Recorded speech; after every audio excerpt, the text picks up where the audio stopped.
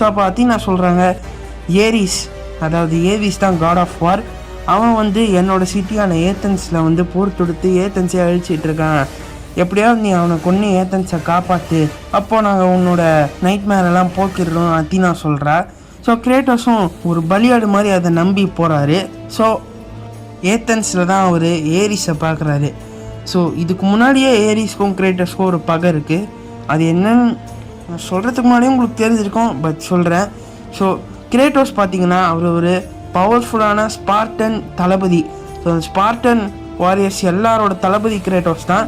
So அந்த வகையில் பார்பேரியன்ஸோட ஒரு போர் நடக்கும் போது பார்பேரியனோட அந்த கிங் பார்த்திங்கன்னா கிரேட்டோஸை கொல்கிற நிலைமைக்கு போயிடுறாரு. ஸோ கிரேட்டோஸ் ஸ்பார்டன் ஆர்மியில் இருக்கிற எல்லாருமே கொண்டுட்டு கிரேட்டோஸையும் கொல்கிற நிலைமைக்கு போயிடுறாரு. ஸோ அப்போ தான் கிரேட்டோஸ் இந்த எப்படியா அந்த போரில் ஜெயிக்கணும்னு காட் ஆஃப் வார் ஆனால் ஏரிஸை கூப்பிடுறாரு. நோட் பண்ணிக்கோங்க, ஏரிஸ் தான் காட் ஆஃப் வார்.